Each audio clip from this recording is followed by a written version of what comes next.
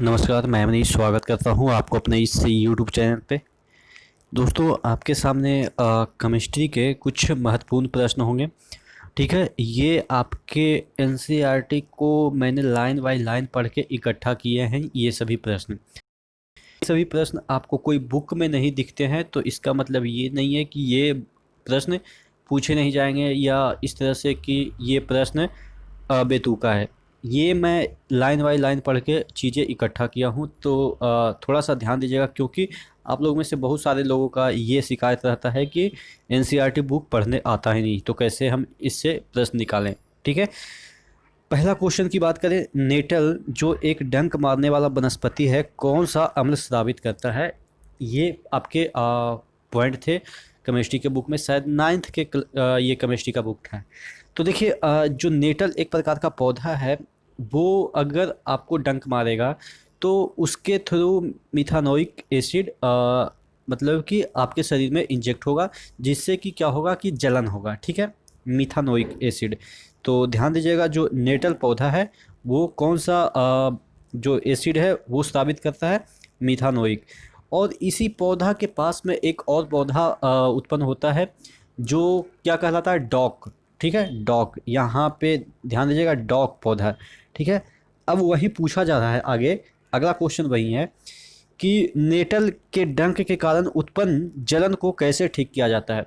तो जैसे ही आपको नेटल पौधा ने डंक मारा, तो वहाँ पे एक डॉक पौधा होगा, उसकी पत्ती अगर वहाँ पे रगड़ेंगे तो आराम मिलेगा। क्यों? क्योंकि डॉक पौधा का जो नेचर होता है वो क्षारीय होता है। ठीक है, ये एसिड हो गया और ये जो डॉक पौधा है वो बेस हो जाता है। तो यानी कि अगर आपके शरीर में नेटल पौधे ने मिथेनोइक एसिड डाल दिया है, तो वहीं पे आसपास में डॉक भी पौधा होगा, तो डॉक पौधा के पत्ती रगड़ेंगे वहाँ पे, तो वो चीज़ें को न्यूट्रलाइज करेगा, यानी कि मिथेनोइक को न्यूट्रलाइज करेगा, क्योंकि ये बेस होता है, जिसकी वजह से आपको थोड़ा आराम मिलेगा। तो यही पूछा जा रहा है कि जो नेटल के डंक के कारण उत्पन्न जो जलन होगी उसको कैसे ठीक किया जा सकता है? डाक के पौधे की पत्ती रगड़ के, मिथानोइक अम्ल रगड़ के। ऑब्वियस है, पहले तो मिथानोइक अंदर गया ही, तो मिथानोइक को रगड़ नहीं सकते हैं। ठीक है, डिटॉल को, ये तो अलग चीज़ है, एंटीसेप्टिक है। और ये नमक को छिड़क नहीं सकते हैं। ठीक है, नमक तो कुछ असर दिखाएगा नहीं।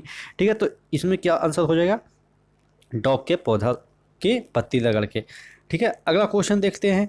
अगला क्वेश्चन है, टमाटर में किस प्रकार का अम्ल पाया जाता है? देखिए, अगर टमाटर की बात करें तो टमाटर में ऑक्जैलिक जो अम्ल है वो पाया जाता है। देखिए, आपके ऑप्शन टार्टरिक है, सिट्रिक है, तो ऑक्जेलिक है। ठीक है, टमाटर का सलाद अगर खाते हैं तो क्या बोलते हैं कि और दो और दो। ठीक है, इस तरह से हम ऑक्जेलिक याद कर सकते हैं, क्योंकि याद करने का तरीका भी आपको पता होना चाहिए। ये सभी जो अम्ल हैं वो भी फेमस है, जिस वजह से आपको कन्फ्यूजन क्रिएट कर सकता है आपके दिमाग में। अगर क्या होता है ना, जो एग्ज़ाम होता है वहाँ पे इतना प्रेशर रहता है कि 2+2 को भी कभी कभी 5 लिख दिया जाता है। ठीक है ना, तो ये प्रेशर ऐसा नहीं है कि आपको नहीं पता होता है चीज़ें, लेकिन वहाँ पे जो ट्रिमेंडस प्रेशर आपके दिमाग पे आती है, जिसकी वजह से मतलब अर्थ का अनर्थ भी आप लोग से हो जाता है, और बाद में आके क्या कहते हैं, अरे यार एकदम से सिल्ली हो गया, ऐसा तो बचपन में भी नहीं सोचा था कि इतना मतलब कि छोटा सा चीज़ को हम छोड़ देंगे या गलत हो जाएगा। तो इस तरह का प्रेशर बनता है, जिसकी वजह से आपको एक एक चीज़ों को बढ़िया से याद करनी है। तो टमाटर का जो सलाद है उसको कहेंगे और दो यानी कि ऑक्जेलिक। ठीक है, अगला क्वेश्चन की ओर बढ़ते हैं। सोडियम क्लोराइड के जलीय विलयन से विद्युत प्रवाहित करने पर यह वियोजित होकर सोडियम हाइड्रोक्साइड उत्पन्न करता है, इस प्रक्रिया को क्या कहते हैं? देखिए, अगर सोडियम क्लोराइड है, NaCl है, H2O की उपस्थिति में अगर इससे अगर इलेक्ट्रिसिटी प्रवाहित की जाएगी, तो ये क्या चीज़ बनाएगा? NaOH बनाएगा प्लस ये बनाएगा Cl2। अब ये जो रिएक्शन है, यानी कि देखिए यहाँ पे एक क्षार बन रहा है, सॉरी, यहाँ पे सोडियम हाइड्रोक्साइड बन रहा है यानी कि क्षार बन रहा है, और यहाँ पे क्लोरीन बन रहा है। तो इस वजह से इस टोटल प्रोसेस को क्या कहते हैं? क्लोरो क्षार प्रक्रिया। ना कि क्षार प्रक्रिया, ना कि लवणीय प्रक्रिया, ना कि क्लोरीन प्रक्रिया। क्लोरीन बन रहा है, लेकिन यहाँ पे देखेंगे कि यहाँ पे आपका क्षार भी बन रहा है, तो इस वजह से इस रिएक्शन को क्या कहते हैं? क्लोरो क्षार रिएक्शन कहते हैं, क्योंकि क्लोरीन भी बन रहा है और क्षार भी बन रहा है। ठीक है, तो ये वाला आपको पता चल गया कि ये जो रिएक्शन है उसको क्या कहते हैं। अगला क्वेश्चन देख लेते हैं। असंतृप्त हाइड्रोकार्बन हाइड्रोजन जोड़कर संतृप्त हाइड्रोकार्बन में बदलने के लिए उत्प्रेरक की आवश्यकता होती है। कौन कौन से उत्प्रेरक की आवश्यकता होती है? देखिए, ये जो सबसे पहले हम असंतृप्त यानी कि अनसेचुरेटेड हाइड्रोकार्बन की बात करें तो अनसेचुरेटेड कौन सा होता है? जिसके बीच डबल बॉन्ड हो या जिसके बीच ट्रिपल बॉन्ड हो। जिस कार्बन के बीच डबल बॉन्ड हो या ट्रिपल बॉन्ड हो तो उसको कहते हैं असंतृप्त यानी कि अनसेचुरेटेड। अब अनसेचुरेटेड और सेचुरेटेड को कैसे डिफ्रेंशिएट करके पता करेंगे? ये वाला हो गया आपके सेचुरेटेड। देखिए, अगर यहाँ पे हाइड्रोजन होता है इस तरह से 4 इसके वैलेंसी फुल हो गए, ठीक है। यहाँ पे भी 8 इसके वैलेंसी हो जाएंगे क्योंकि ये शेयर करता है तो 2 इसका 2 एक इसका यानी कि 8 इसके वैलेंस इलेक्ट्रॉन हो गए। तो ये तो संतृप्त हो गया, ठीक है। यानी कि इसके जो हालांकि यहाँ पे अब कोई बॉन्ड नहीं रहेगा तो ये आपके 8 वैलेंस इलेक्ट्रॉन रखेंगे। अब यहाँ पे क्या होगा कि इसमें 2 ही हाइड्रोजन जुड़े हैं तो इसमें चांसेस है कि इसका जो बॉन्ड टूट के 2 हाइड्रोजन और आ सकते हैं। 2 हाइड्रोजन नहीं, 1 हाइड्रोजन और आ सकता है, एक तो कार्बन ही रहेगा। तो यानी कि ये असंतृप्त है, यानी कि इसको संतुष्टि नहीं मिला है अभी ये और हाइड्रोजन लेने की क्षमता रखता है, इसीलिए इसको असंतृप्त बोलते हैं। यानी कि इसको संतृप्ति नहीं मिली है और इसको तो और भी संतृप्ति नहीं मिली है क्योंकि ये 3 अभी आप कह सकते हैं ट्रिपल बॉन्ड बनाए रखा है। इसके पास अभी हाइड्रोजन की बहुत कमी है। ये हाइड्रोजन की कमी के कारण ही अपने आप में ही इलेक्ट्रॉन को शेयर कर रहा है, लेकिन जैसे ही इसको हाइड्रोजन मिलेगा तो ये एकदम से सेचुरेट हो जाएगा यानी कि संतृप्त हो जाएगा। तो असंतृप्त और संतृप्त में आपको अंतर समझ में आ गया कि कौन कौन से कार्बन असंतृप्त और संतृप्त होते हैं। अल्केन क्या होते हैं? अल्केन के जो जितने भी ग्रुप के मेंबर होते हैं वो संतृप्त होते हैं। अल्कीन का जो होते हैं वो असंतृप्त, अल्काइन का भी असंतृप्त होते हैं, ठीक है। डबल बॉन्ड और ट्रिपल बॉन्ड असंतृप्त होते हैं और सिंगल बॉन्ड संतृप्त होते हैं।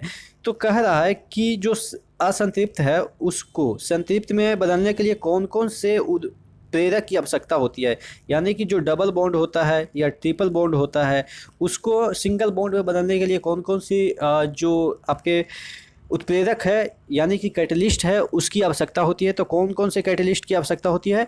निकल की भी होती है, पैलेडियम की भी हो सकती है, यानी कि इनमें से कोई एक का। तो यानी कि 1 और 2 दोनों सही होगा। देखिए, याद कैसे करेंगे?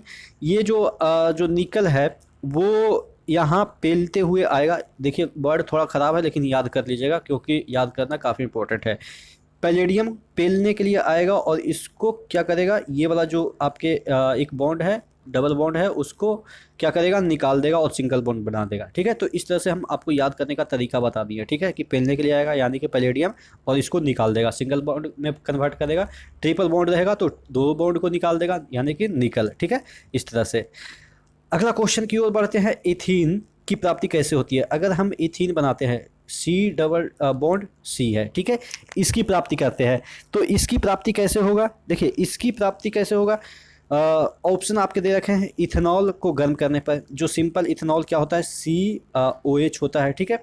ये आपका H इधर हो गया, ये H हो गया, ये एक यहाँ पे C हो गया, ठीक है।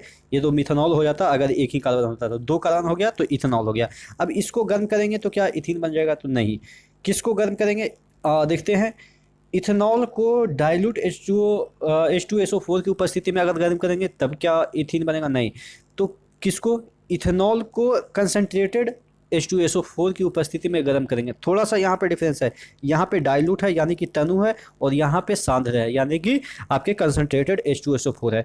तो यानी कि इसको CCOH ये इथेनॉल हो गया। अब इसको H2SO4 यानी कि कंसनट्रेटेड H2SO4 की उपस्थिति में गर्म करेंगे तब ये क्या बनेगा? इथीन बनेगा, CH2CH2 बनेगा, ठीक है। तो ध्यान दीजिएगा। लास्ट क्वेश्चन है, एस्टर अभिक्रिया में किसका उपयोग किया जाता है? अगर हम एस्टर बनाते हैं, एस्टर आपको पता है कि काफ़ी सुगंधित चीज़ होता है, ठीक है। तो एस्टर बनाते हैं तो उसमें कौन कौन से प्रोडक्ट अगर हम लेते हैं उसके बाद हमारा एस्टर बनेगा।